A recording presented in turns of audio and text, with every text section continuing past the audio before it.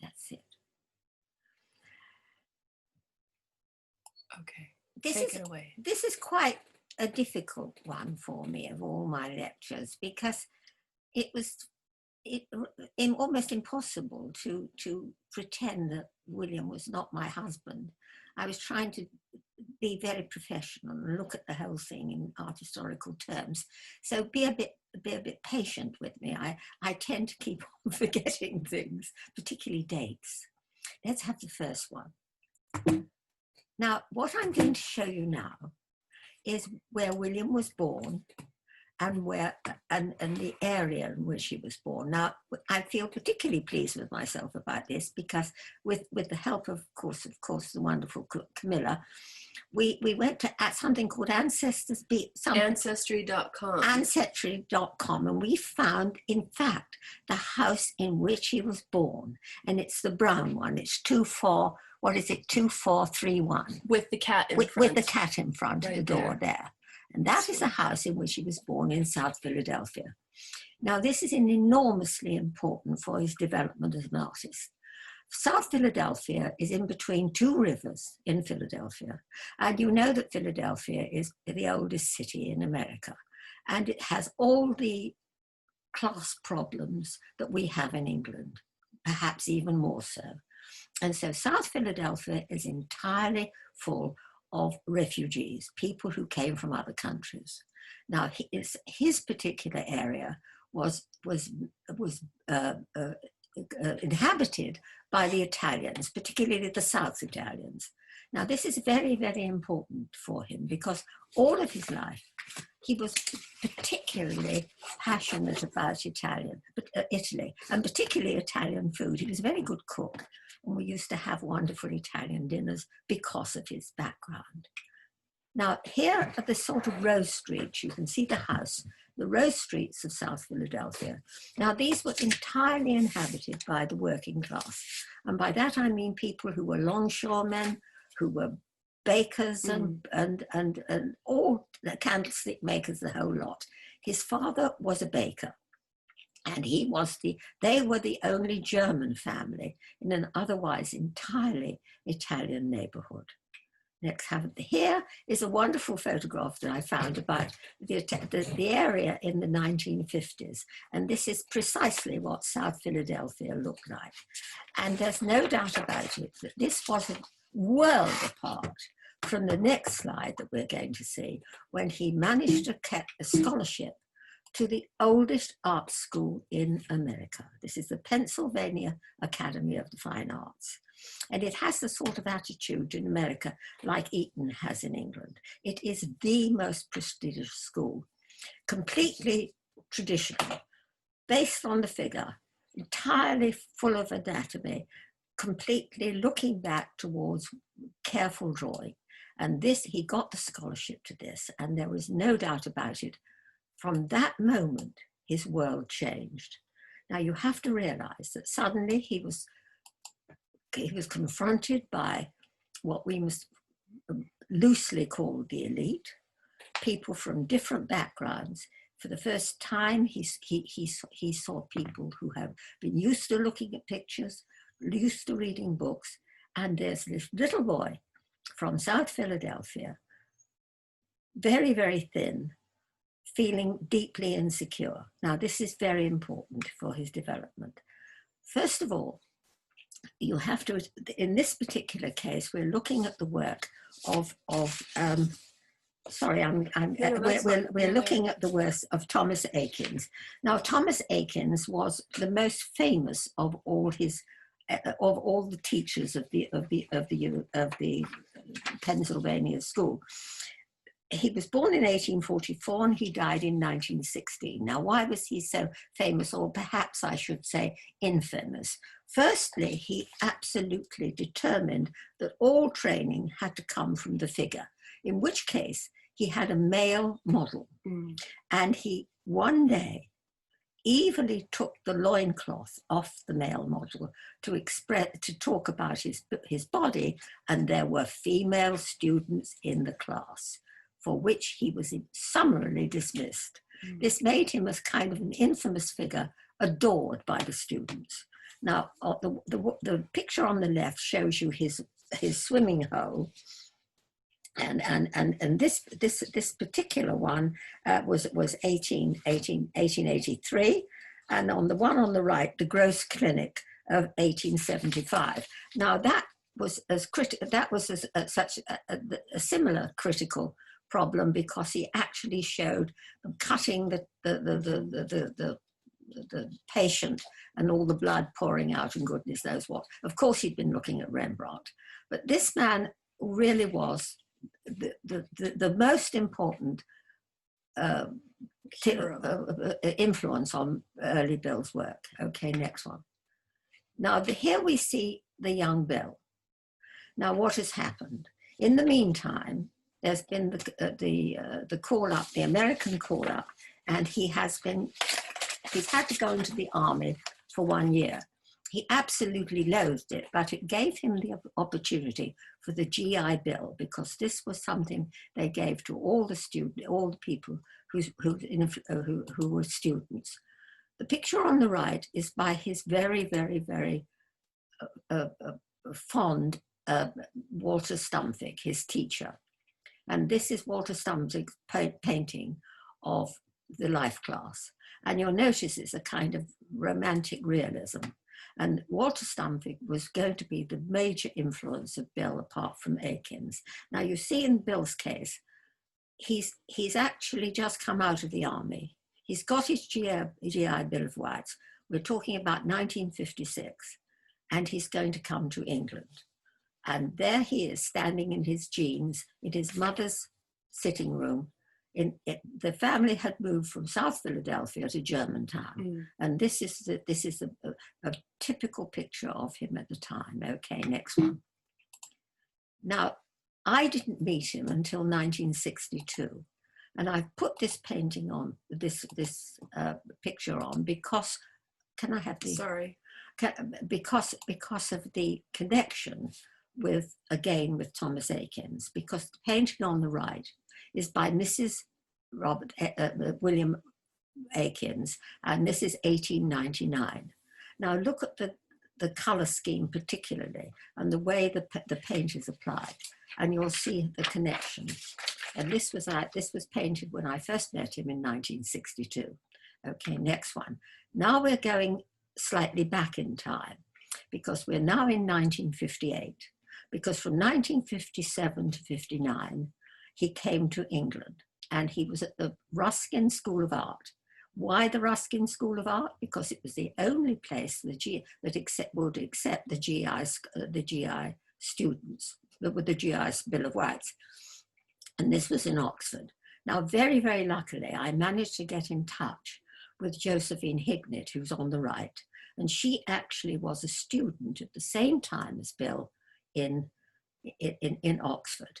The middle one is a drawing by Bill of the 1960s, and the one on the extreme right is a very important figure for Bill for the rest of his life, because this is R.B. Ron Kitai, and he was at the time, similar to Bill, had a GI scholarship, but in his case, he was married, and he was much more sophisticated, because his army career, he'd been a merchant navy, and he'd been all around the world.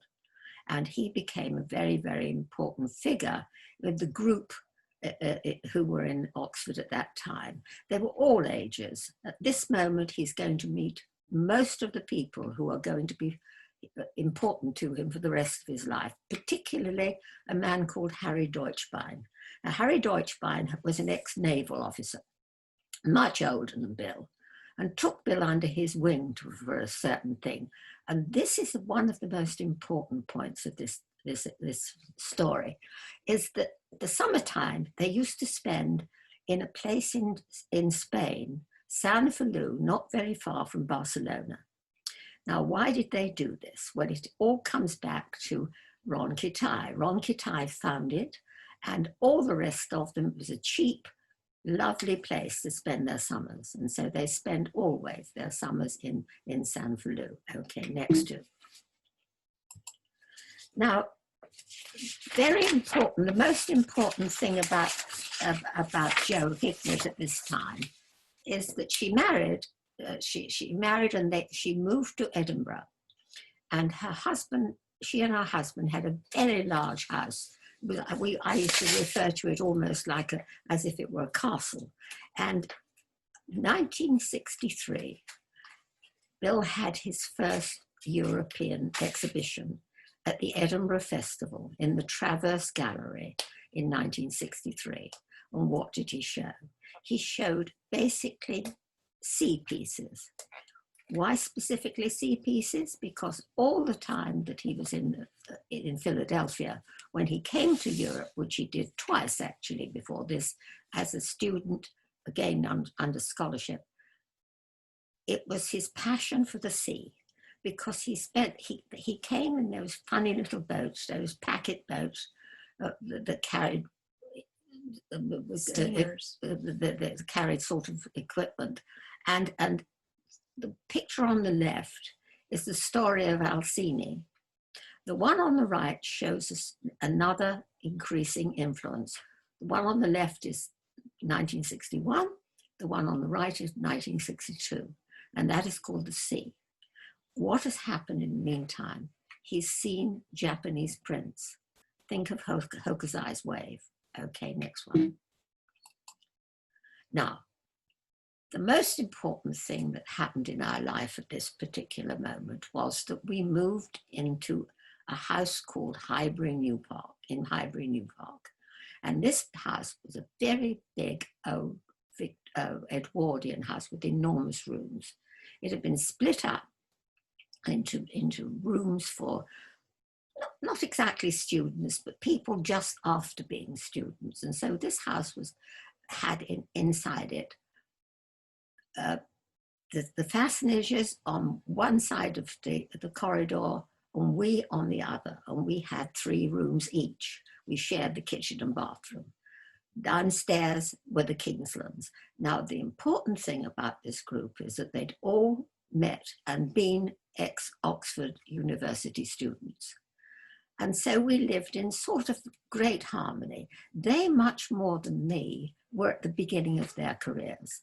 I arrived, but I had already been married and divorced, and I was much older than the others. I was about 5 or 6 years older than them. They were all about 25.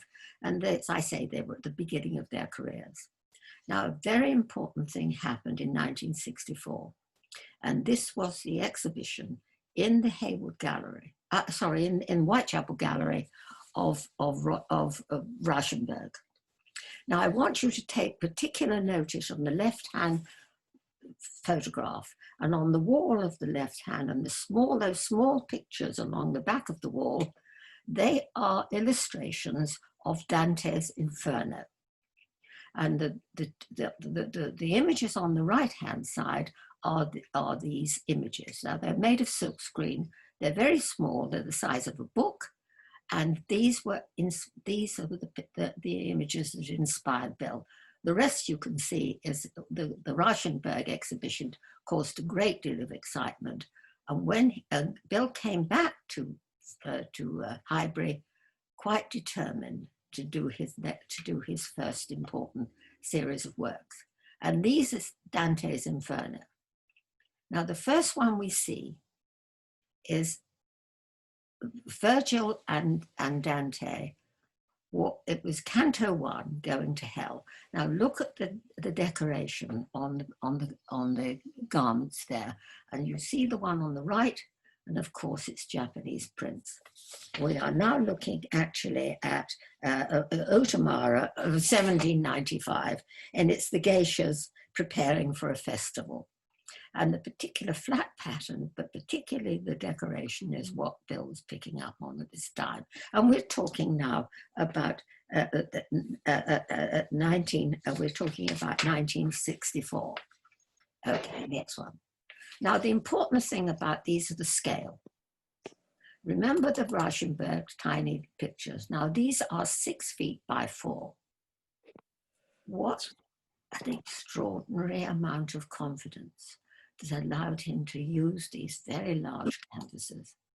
Now, strangely, none of us questioned it, although it was very strange at the time because English painting at this point was much smaller. This is a very American thing. Remember that we're at the time of abstract expressionism.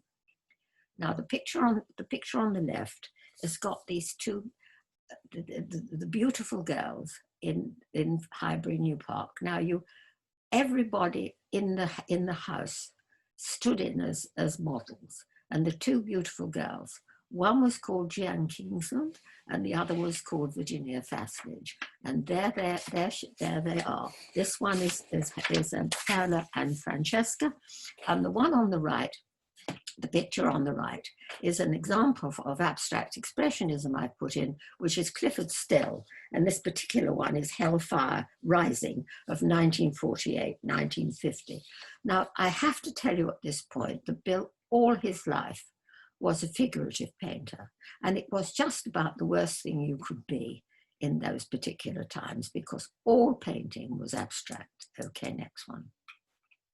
Now here is the last of the cantos. It's called Exit, and it is in fact 1966, and it's canto 34. And with that, I've put a hokusai, which is of the poet Yoshifura. But the important thing about this particular hokusai is that we owned it. In those days, you could buy Japanese prints relatively cheaply. And again, note particularly the pattern of the last canto. Okay, next one. Now here is Bill painting the canto 18. It's called The Year of the Jubilee. But the important thing about it is at the back of the figure on the front of the monster on the front is Peter Kingsland. Now I want to tell you that all of these people were, as I say, they were the companions of Highbury New Park. And the picture on the right, of course, is Rauschenberg. And this particular Rauschenberg is retroactive too, and it's 1963. Now, what I want you to note about is the way the hand comes out to us. Look at the way he's dealt with space. You've got the space figure on the right, and you've got the president's face on Kennedy on the center. And note the monster on the front is very, very much in front of the figures behind. Okay, next one. But this one perhaps is one of the most interesting. Now this shows the difference of influences. What has happened? What has happened, of course, is pop art. Now you have to remember that in the 1960s, pop art in England literally sprung from the Royal College. And it was basically driven by David Hockney, Ron Kitai, and Patrick Caulfield. Now, what are we looking at? We're looking at flat patterns. But the figure of this particular Dante is the Elder of Santa Zita, 1966. But look what it's composed of.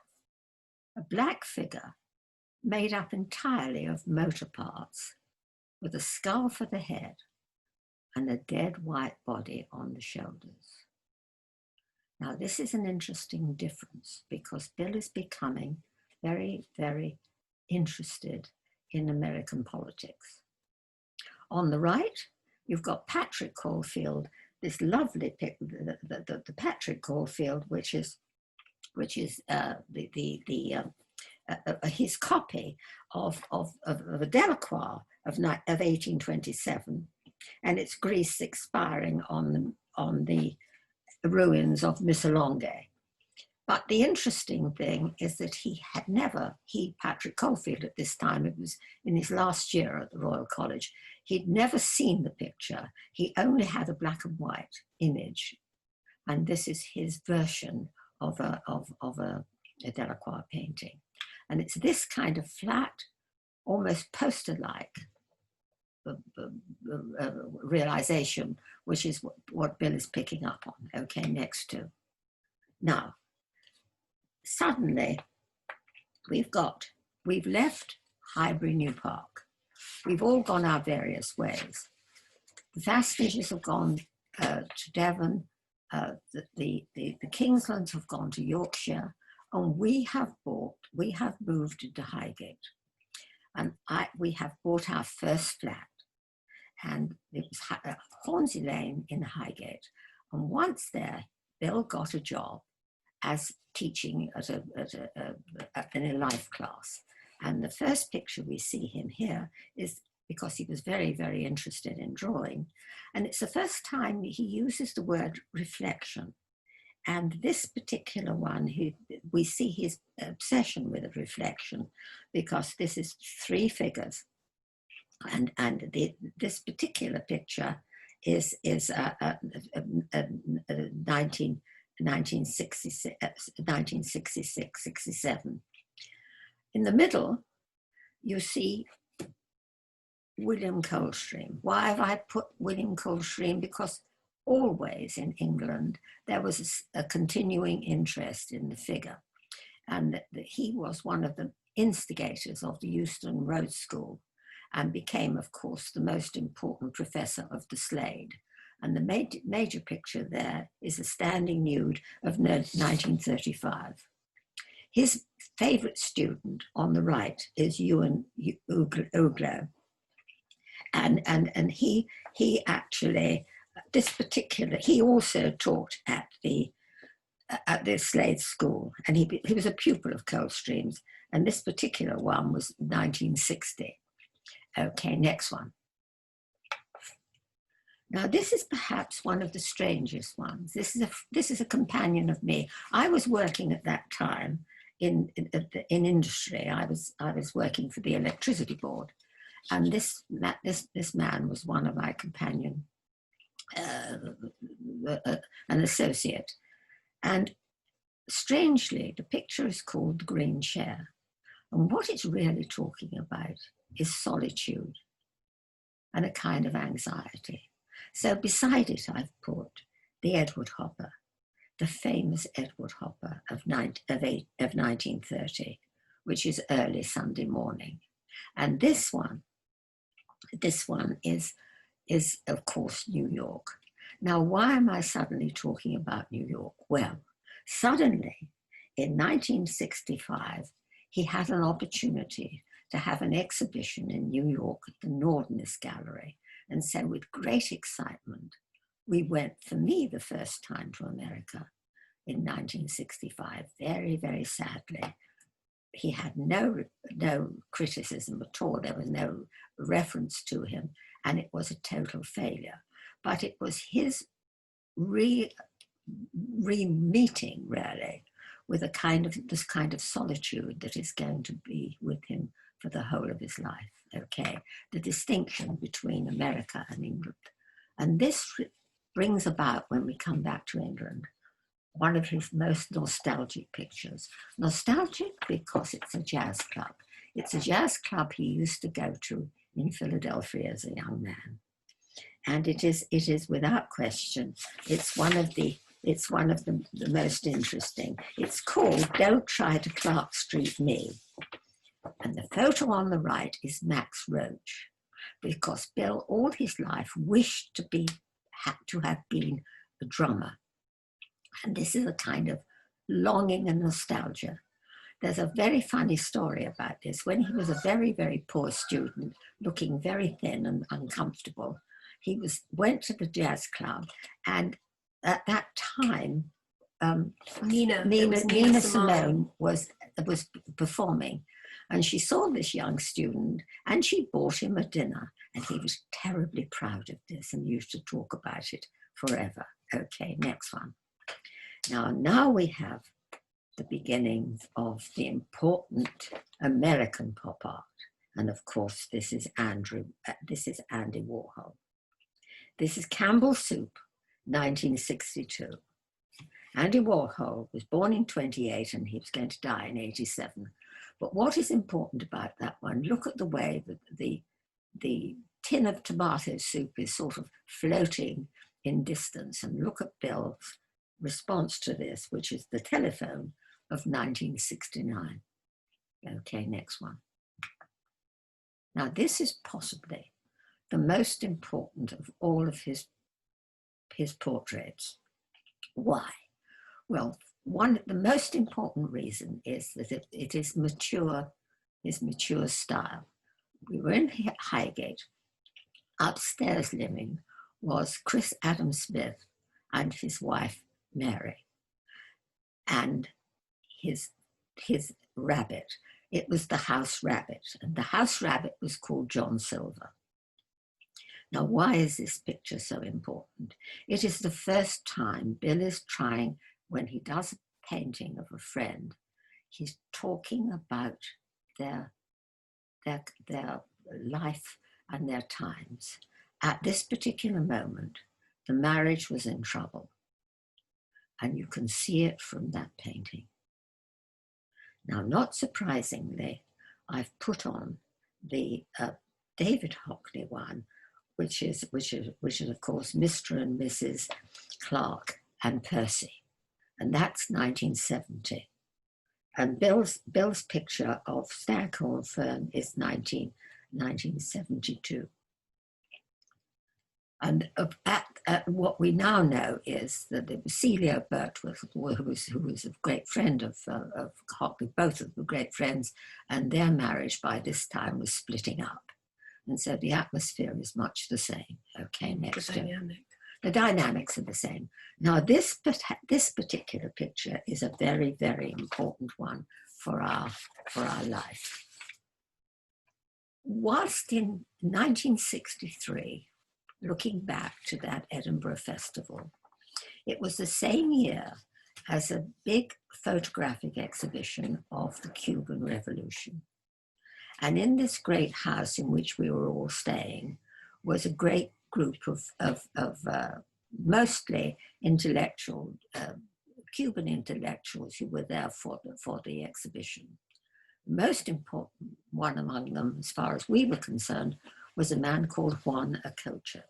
Now, Juan Acocha was a very important translator, also a journalist, and he fell out with the revolution.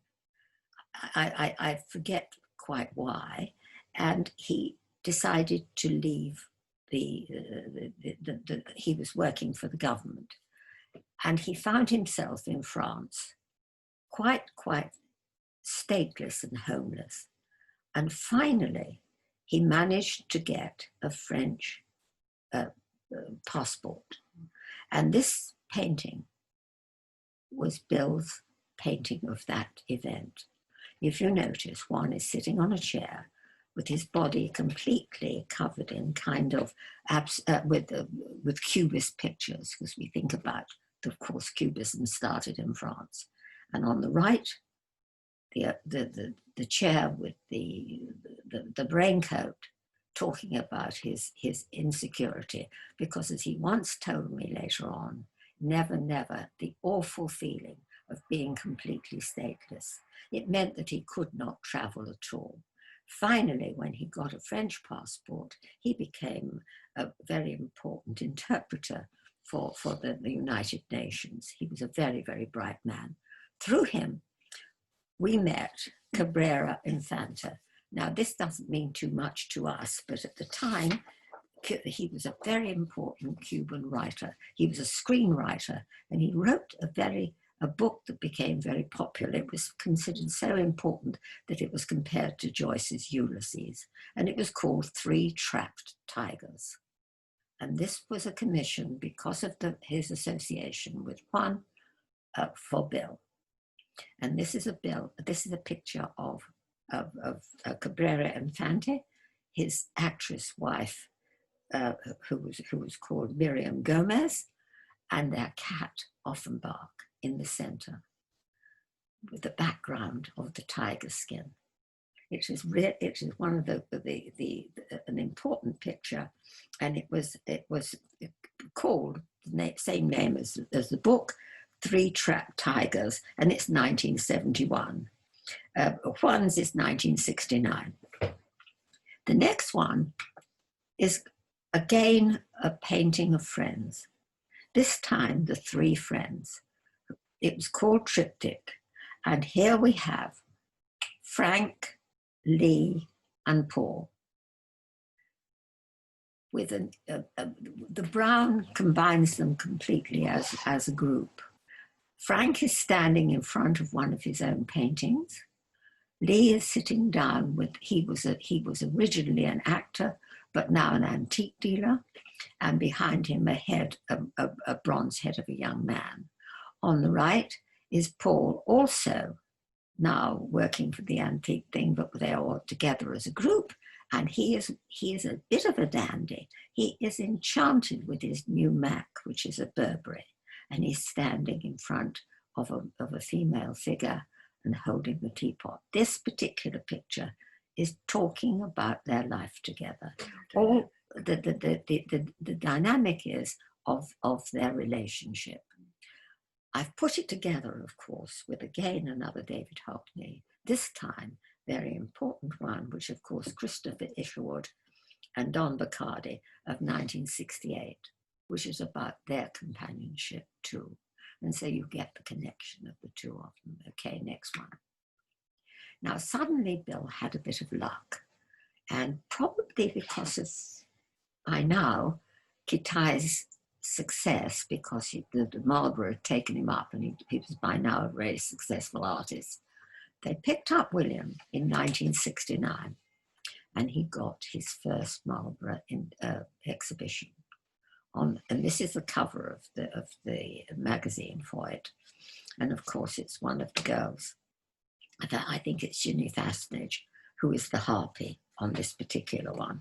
And this is 1969, very, very sadly. The reviews were dreadful. They called it narrative, they called it foolish. They just didn't like it. Okay, next one. And so poor old Bill had a tremendous disappointment. Now this picture is about our life in Hornsey Lane. But more importantly, it's about his exploration of photography. What I did omit to tell you at the beginning was that one of the things that made Akins such an interesting figure to follow was that he was one of the first artists, American artists, to really explore by then the new invention of photography. Bill, when we are looking in out of the window of our Hornsey Road flat, and you see the figure of me first in photography and then painted. And this is him really finding, he was really trying to express the difference between the realism of photograph and the kind of psychological insight of a painter working on the same subject. And this is really what he was involved with at that moment. On the right, there's a very interesting painting of another one of our friends, this time a rather important amateur pianist who had a very smart house in Church Street, Chelsea, and would have these great evenings on which very important pianists would perform. And this is her sitting at her piano. An interesting picture, a strange picture, because notice she has no shoes on her feet. And we've always thought that this piano looks a little bit like a coffin, but this is the picture of we're now in 1972. And the next one is a painting of his mother and father. His mother and father visited us several times in London. We were trying to persuade them to come to live here, but they did not want to necessarily. They wanted to go back to. But the painting of the mother is very interesting. This is Florence. If you see the photograph, he's doing exactly as I described. On the first side, it's the photograph, and then the painting. She looks a very stern lady. Actually, she was a very, very religious woman. And poor old Bill spent his childhood in and out of church most of the time. On the right-hand side, it's a rather more gentle figure of his father, also called William Charles, which amused me enormously. Why everybody should have the same name, I couldn't really understand. Okay, these are 1970. Now here is perhaps the third most important figure in Bill's life. and he was called Dr. August Fry. Now, we ran into him by accident on the Charing Cross Road from Foyles, and he had been a friend from Oxford. He was doing his PhD in Oxford. He was a reverend gentleman, surprisingly, and he came from Chicago. And he used to visit us. We used to visit together all the time. And through him, Bill had his next exhibition in the Netherlands at the Gallery Daint, which wasn't a particular success, but it meant that we moved back and forth to Holland quite often. Now, here we are involved, here he is involved with this next big series of paintings. And these are the Philadelphia mummers.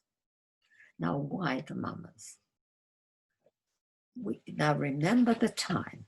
We are talking about 1970, 1972. What is happening? The Vietnam War. And both Fry and Bill felt grateful, but also embarrassed because they were not in America. They were both America. Fry was born in Chicago, and they used to talk together all the time about the horrors of Vietnam.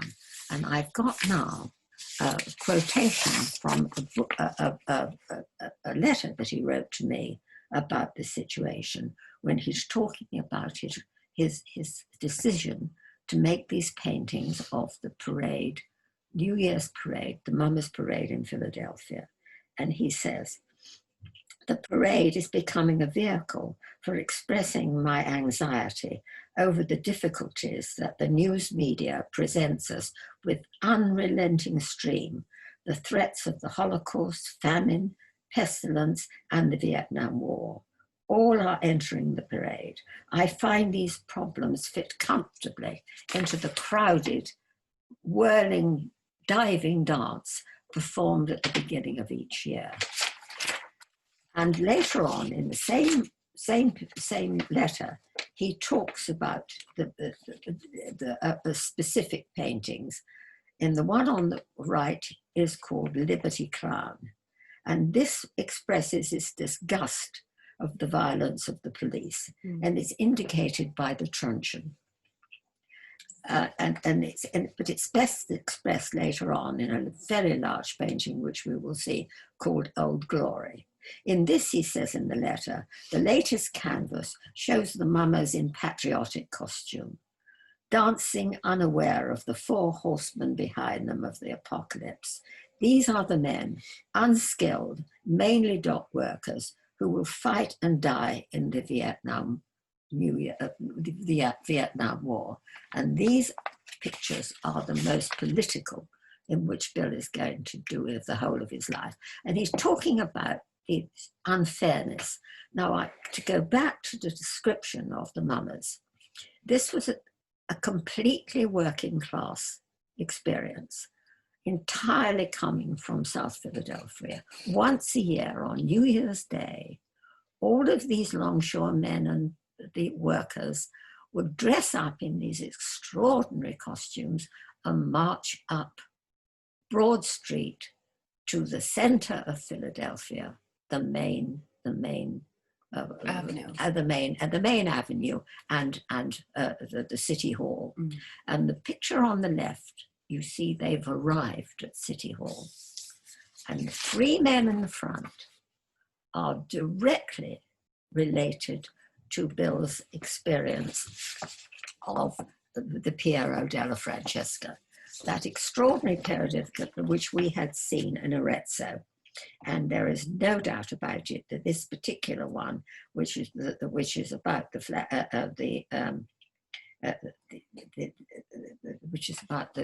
oh heavens, I suddenly can't see what I'm talking about. The flagellation of Christ. Now, the important three figures on the right refer to the murder of the Duke of Urbino with his two companions. And Bill has taken that directly here, because the figure at the back, the young man at the back, if you look very carefully, is carrying a cannabis leaf.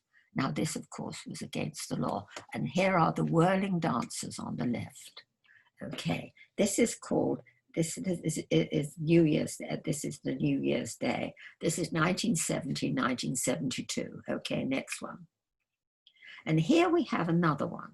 This time I've deliberately chosen this particular one because he's a sort of state officer dressed in normal clothes with a badge, but behind him, of course, is one of the mummers in the ridiculous costume that they all wore.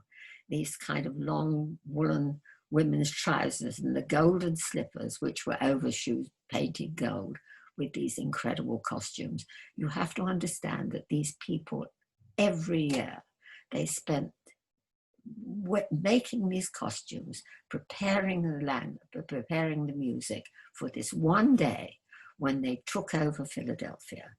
The elite Philadelphia disappeared on that one day. And on the right here, on the right, is the mad dance that Bill very, very proudly would show me how to do. It was a very difficult dance. And they used to dance to the tune of Dem Golden Slippers, you'll be glad to know, not surprisingly. And this is a mama dancing, of course. Okay, next one. This one perhaps is the most important of all of them, because this tells us directly about the Vietnam War. Because there you see the background, the photograph of Nixon. This is very, very, very important today when you think of what's going on in the American political situation.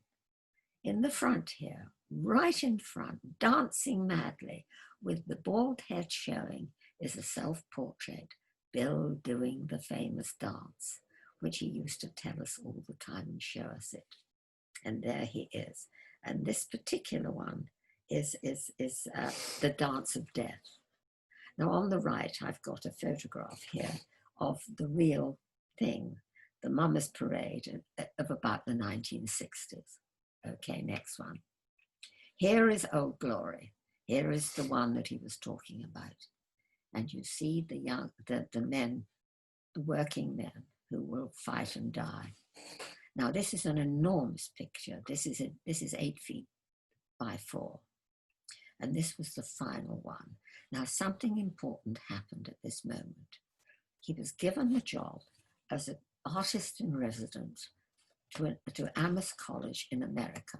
The picture on the right is one of his Vietnam pictures about the Vietnam soldiers who were dying of the war. Okay, next one. Now we go to Amos College. Now this is a very important moment for Bill. For the first time in his life, he was among the elite, albeit the academic elite. We lived in great splendor in Emily Dickinson's house because we lived in the house of professors who were going on sabbatical. And as we didn't have any children, we were the best of the tenants, really. Now this picture is just called Five Figures, and it's in response to a tragedy that had happened just before we arrived at Amos. Now what had happened was this. It appears at that time in America, and we are now talking about 1972, it was not possible for Black people to swim in the public baths.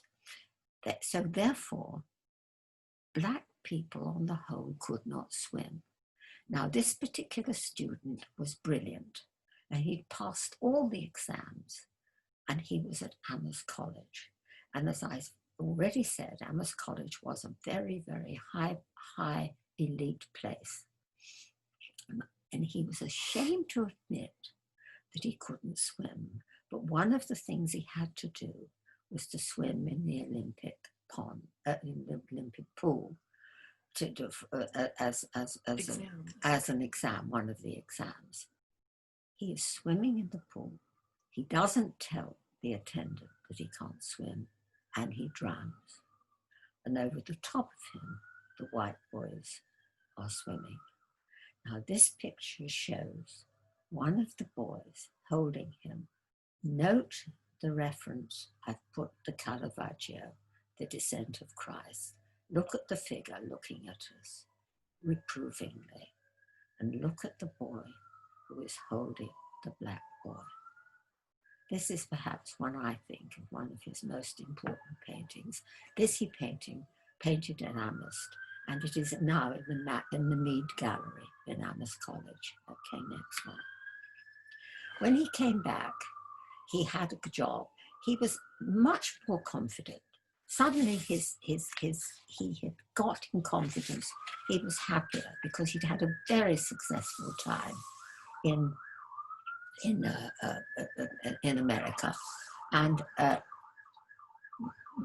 he was given jobs as teaching the life class, and these three figures are an example of his painting at this particular time. And it's notice at the background you've got again references to the anatomical figure, and this particular one is 1973-74, and he's looking, of course, at Mantegna. Look at the linear drawing of this one. It's Saint Sebastian. It's 1480, and we'd seen it at the Louvre, but particularly noticed the way the edge of the figure is indicated. And look at Bill's work again. Okay, next one. This is rather a strange one. This is a funny one. Now, I thought these are the same three figures, this time with the anatomical figure in it, and it's called Three Figures with a Car. I thought it was a Volkswagen, but in fact it's not, it's a Mercedes. Now, he was looking again. He was very, very, very, very keen to be responding to his period in the same way as other people. And now he was looking at Richard Hamilton. And there is no doubt about it. Richard Hamilton really was, we feel, is one of the initiators of pop art. There was a group of people in the 1950s who were called the Independent Group. And there was a big exhibition in 1956 at the Whitechapel. And this particular picture was the poster for it. And it says, just what makes today's homes so different and so appealing. And that was 1956. And underneath it, you see a contemporary reference to Richard Hamilton. And this is again an ironic image, and it's called menswear, a coming trend in menswear, the Adonis Y-front, and that's 1962. And he was picking up on ideas from Richard Hamilton. Okay, next one. Now, these pictures are the first time we see Simon coming into our life. Now, Simon Rees was the son of my sister, who was later going to leave the family. But he became a very, very important part of our life in the 1970s. He was about 15 years old when he was in this picture.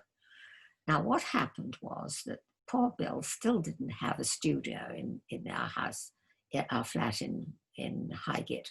So it was decided that my garage, which was attached, could be changed, could be made into a studio. The problem was it needed a new roof. So Simon and Bill, artists could always do everything with their hands, put a new roof onto this thing. And these two pictures are a reference to this experience, and also his interest, his continuing interest in photography. But now we see a new piece about his work, this interest in reflection. Look at this, look at the self-portrait with the reflected mirror in both of them, in Simon's case on the right and his self-portrait on the left. And we're looking now at these black, very sad pictures. They're strangely very, very sad, these pictures. Okay, next two. And here we see him trying to understand himself, trying to really understand what is his whole point. What is reality, the photograph or the painting? And it's the split painting of the self-portrait, the photograph on the left and the painting on the right. And now, of course, he's looking at Chuck Close. And this particular Chuck Close is called the Big Self-Portrait. And it was painted in 1967 or 8. And of it, he says later, it is the way I wanted to be perceived as a tough guy. Actually, he doesn't look particularly tough, does he really? The cigarette stuck in the corner of his mouth. Okay, next one. Now we moved again. This time, Harry Deutschmann, his early friend, had gone back to America, and he died. He left Bill money in his will. And through this money, we were able to sell our flat in Highgate, and we moved to Doughty Street. Now, this house in Doughty Street was very, very beautiful. It was an 18th century house with a garden, and a great deal of time and energy was spent restoring it. And this painting of me sitting in the front room, which was my studio, is one of his paintings about the ideas and the interest of the sitter. In my case, I, whilst in America, had received an MA at university, and when I came back to England, I was teaching art history, and this particular picture expresses the change in my life. Here I am sitting at my desk with my cat's mirror, the mirror with, you could see Robeson, and sitting on the floor in front of me is Mitsu, and the books and the slides surrounding me. On the right is one of his early commissioned portraits, and this is an American woman called Karen Hale. Now, she was a very, very elegant woman, and she lived in Belgravia.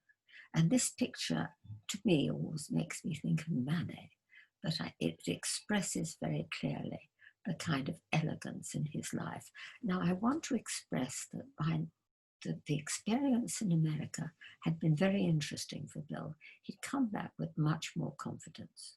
Okay, next one. And he was able to take on commissioned portraits. One of his first commissioned portraits was from Rosamund Foxshana. Now I'd met her through a teaching experience, and she'd asked to have her painting, her portrait painted. And when he saw her, he realized that she reminded him tremendously of Matisse. And so on the right, you've got the Matisse picture of the girl, the woman in blue of 1937. And on the left, you've got Rosamund with that lovely face, looking like the sun in the center of all that blue. And this was his first monetary. Before this, the portraits had always been of friends.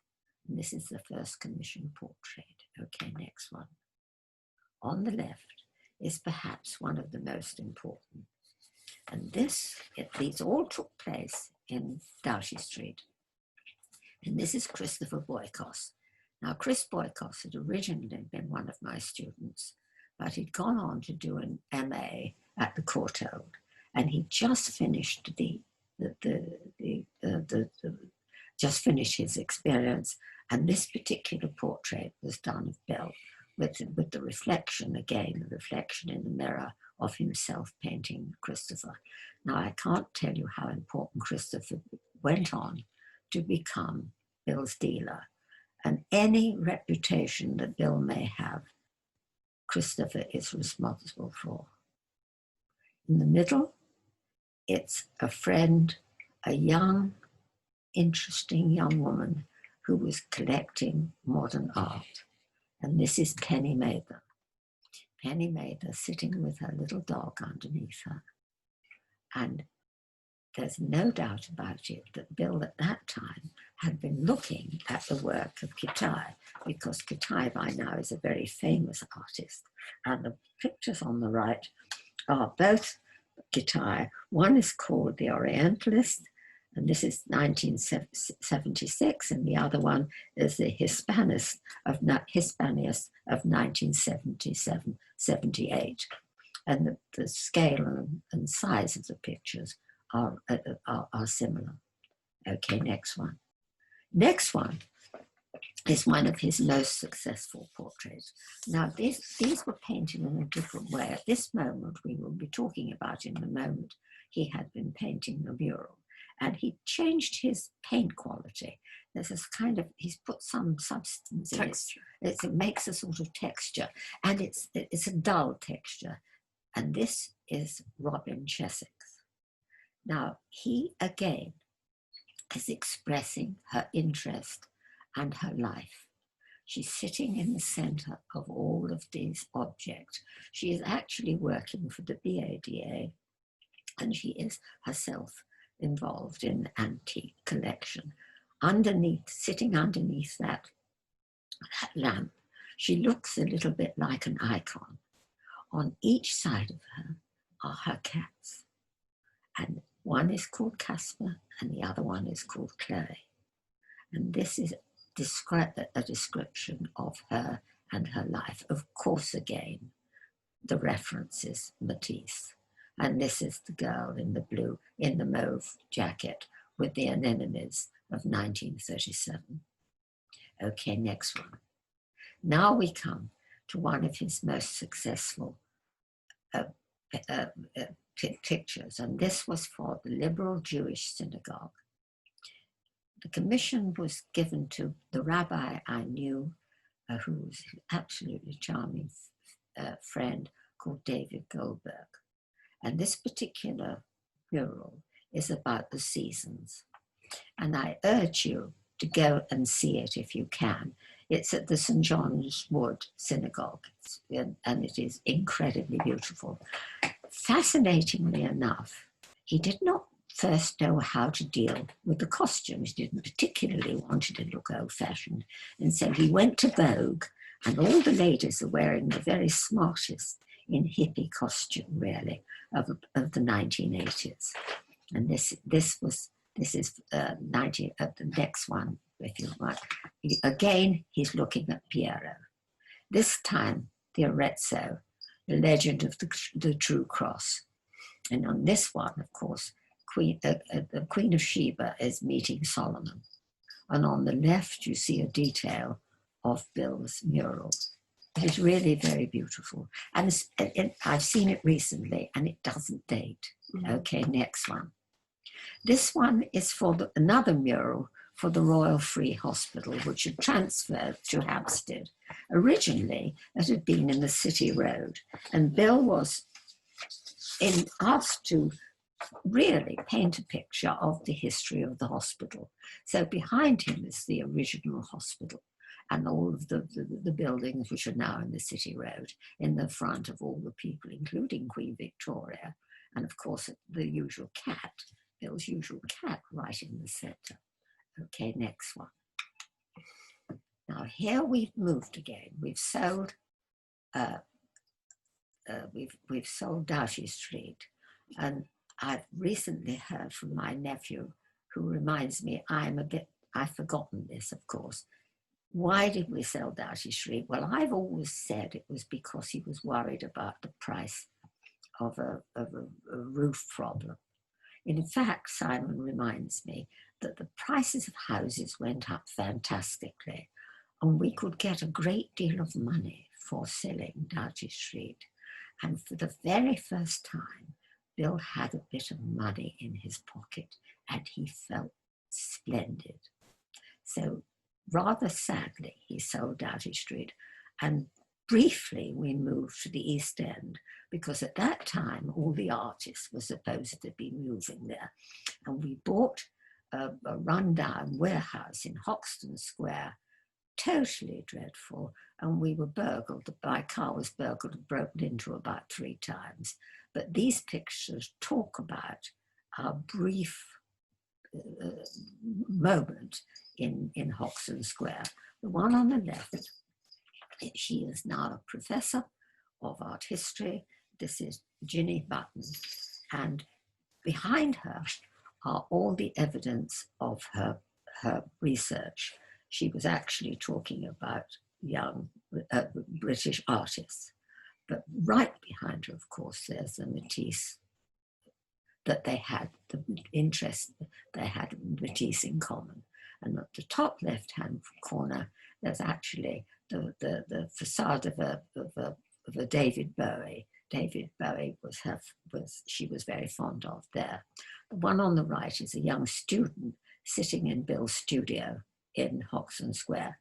Thank goodness, in the end, we sold it and moved finally, next one, to where we live now, where I'm living now, which of course is Little Venice. Now again, I'm going to quote my nephew Simon. Now, the reason I'm doing this is you have to understand that I was busy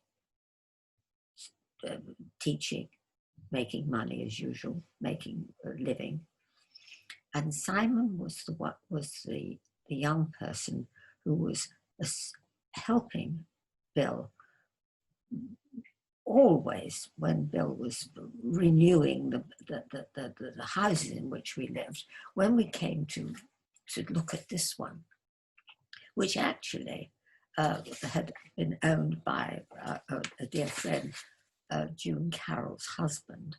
When we saw this place, we moved in and he knocked walls down, and it was full of light, and he painted it this particular yellow, his favorite color. And Simon and he, of course, as usual, began to put bookshelves up and do all the work necessary.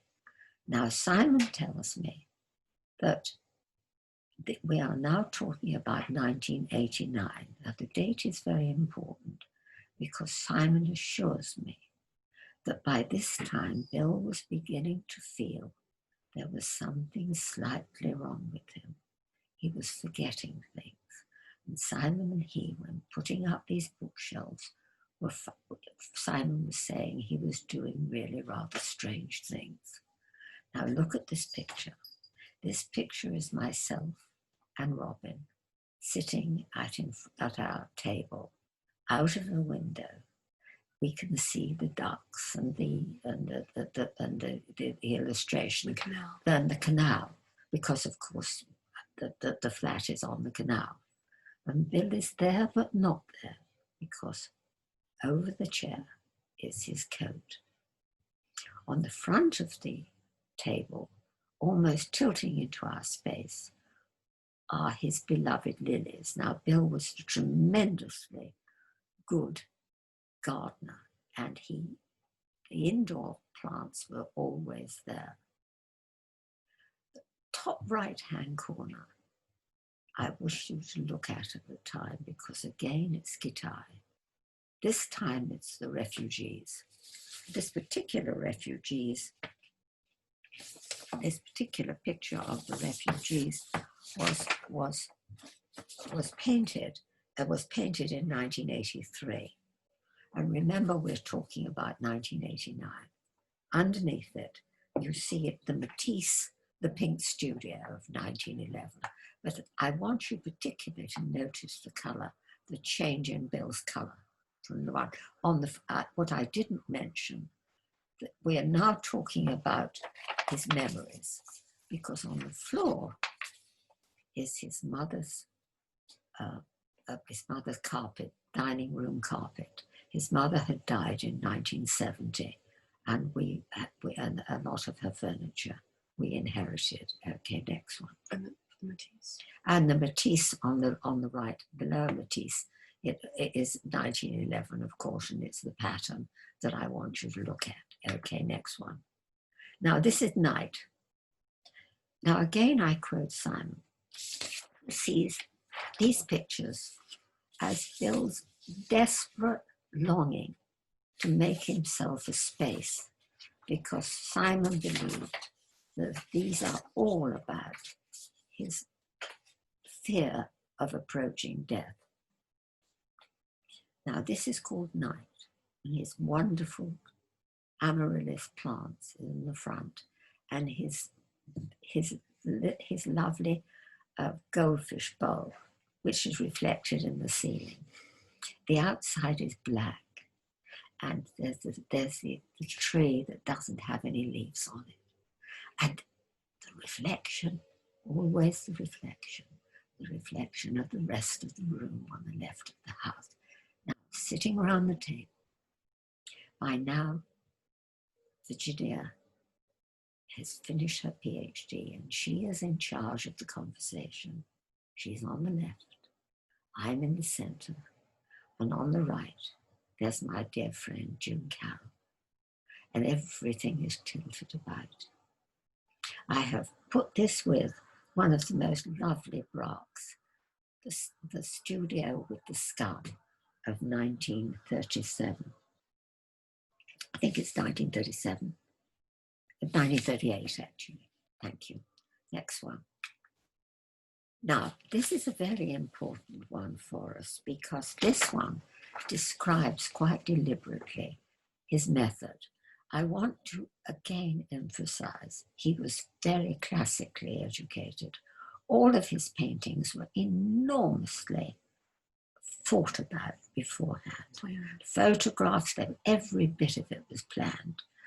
The photographs were taken, the drawings were made, and here is the beginning of what is going to be one of his last pictures, which is called Snow.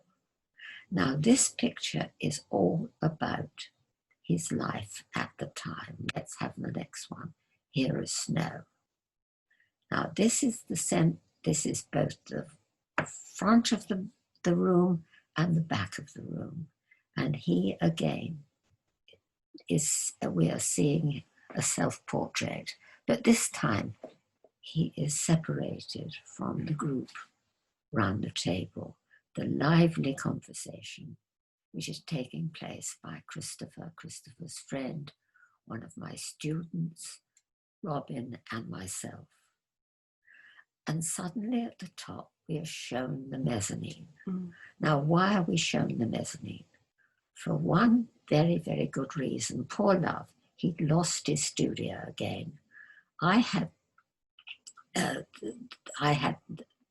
lost a job, and it was necessary for me to lecture in his studio. And so his studio was put upstairs in the mezzanine, which he hated. And we can see him sitting under the mezzanine with, by now, our departed friend who'd gone to the country, and the painting of Ginny over the fireplace. And this is very important. Over the fireplace, a picture of a dead friend, Walter O'Donovan. The door, green door with the black mark, which is the route to the studio. On both sides, the snow. Very unusually in London, we had snow this year. And on the left, we can see the barge, the puppet barge. On the right, the empty garden. In the front of the picture, we see Robeson, Bill almost getting up, holding Mitsu, but again, separated from the group. Okay, next one. This is the strangest one. Now, you have to understand that this bed is terribly important to Bill because it came from his family house. It was given to his mother by the priest of her church, and it still is in the bedroom. Actually, the wallpaper never was quite this color.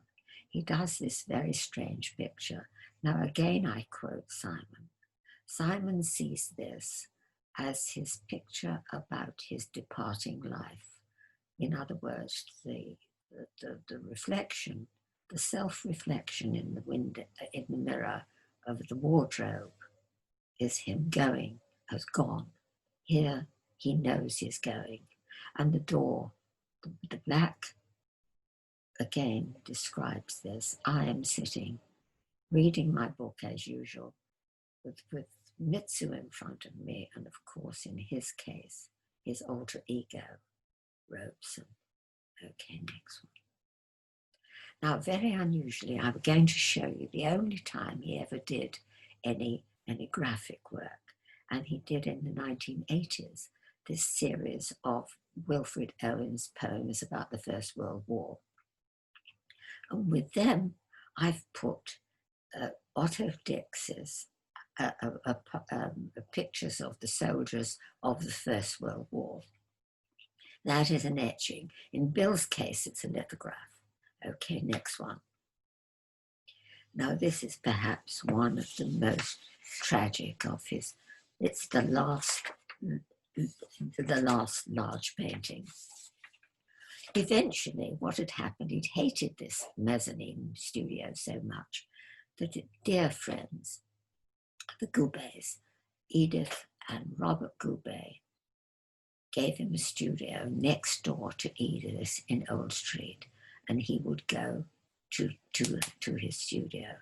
And this is when we really began to know that he wasn't well, because he got lost, and eventually, unfortunately, he had to be brought back to the dreaded mezzanine studio.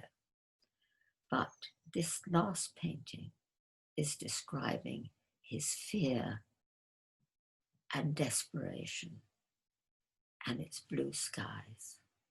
And with it, I've put the Gasper David Friedrich, which is perhaps one of the most important pictures about man's insecurity in the face of nature, and it's Monk by the Sea of 1808, 1810. We have, of course, seen Friedrich in Germany, and there's no doubt about it that Bill is expressing his fear, this time unknown, the sky above. And now his Alzheimer's is confirmed.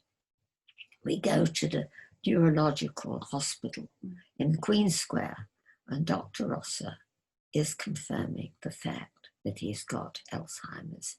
Now, in a very strange way, he was glad. At least he now knew that there really was something wrong with him. Okay, next one. And he does this last terrifying self-portrait of himself in his studio, screaming with pain. Now, this refers to our last holiday abroad. We went to Rome, and in the Doria Pamphili, we saw Velázquez's Innocent X. Bill had been not all that interested in the pictures we were looking at, but this engaged his full attention. Probably for a half an hour, he stood in front of it, but of course he was not looking at Velázquez's Innocent X. He was looking at Francis Bacon's Screaming Pope of 1952. When he comes back to England, he described his pain in this painting.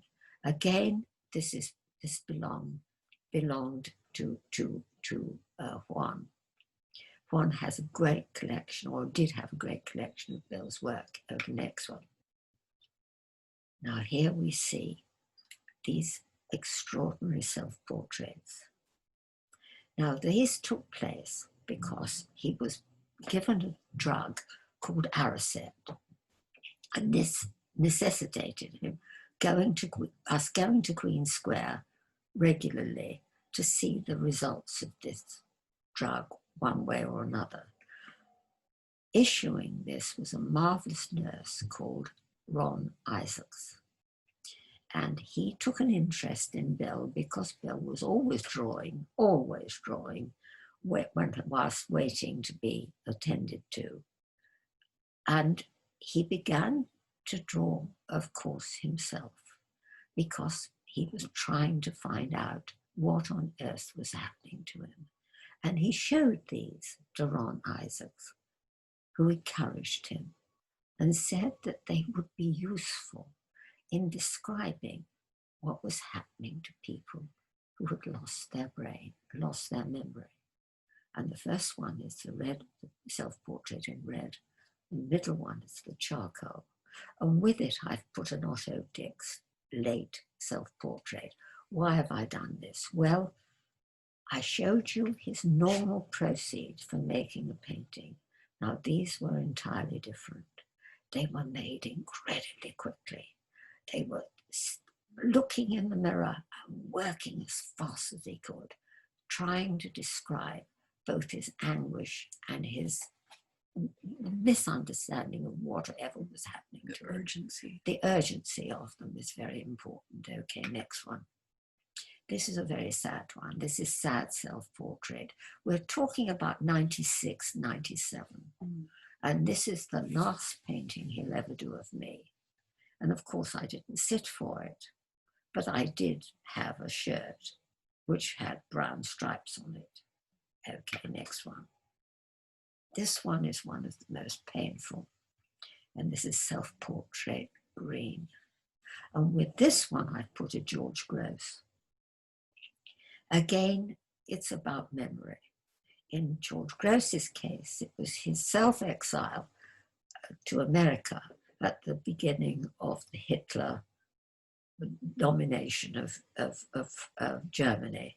And this picture is 1937. It's self-portrait as memory. And really, it was painting what is going to happen to Berlin after the fall of Germany. Okay, next one. Now, this picture is very sad. This is a self-portrait with a saw. Now, why the saw? Well, one day the doctors explained to him that they wouldn't entirely be able to tell exactly the position of Alzheimer's until he was dead, or would he give his brain for them to work? And of course he agreed, but he was frightened, so he put the sword. Now I've put the last self-portrait of Ron Kitaj beside it. Now why? Now this was the reason. In 1994, the Tate gave Kitaj an enormous retrospective. And Kitaj was a very pretentious man, and he used to describe his pictures very, very, very carefully, making references to Nietzsche, etc. And this irritated the critics like mad, and they absolutely tore him apart. He never, never forgave them for this. And very, very sadly, his wife died of a brain hemorrhage a few months later, and he always accused the British press of killing her. In his disgust, he left England and went to live in Los Angeles, where he very sadly contracted Parkinson's disease, and he killed himself the same year that Bill died, 2007. And I put them together because both of them were Americans living in England, and they were, from that point of view, I thought them to be very much, and of course Bill always knew his work. Okay, next one. Now these are perhaps the most tragic. This is self-portrait with an easel. And look at that fear. Look at the desperation. And the last time, he really couldn't paint anymore. And he was doing his best. And that's the last self-portrait, 2000. Okay, next one. Here we see the drawings. Again, the drawings on the left. The top self-portraits of about 98, 99, and the broken figure behind the bed. I want to leave us with a slightly more cheerful one. And here he is in 2003, holding Anne Cat. Believe it or not, she's still alive. This is Saba in front of snow. Now, what I want to finish with is to explain that because of the unusual quality of these self-portraits, the neurological group led by Dr. Martin Rosser wrote an article for the Lancet, which appeared in 2001. And a pharmaceutical group called Myriad took this up and decided to have exhibitions of these paintings all over America. And I, and often accompanied by Simon, went to Chicago for twice, New York City, St. Louis, Los Angeles, talking about Bill's work. And I want to point out that one of the things that make these pictures, for me, very, very touching, is that all those beautiful young people, a lot of the beautiful young people of the times at Highbury New Park have gone. June, my great friend, has gone. Juan, her coach, has gone, as has Cabrera Infante. But they haven't gone because they're in Bill's pictures. Bill's great sense of humanity is what we're left with. Thank you.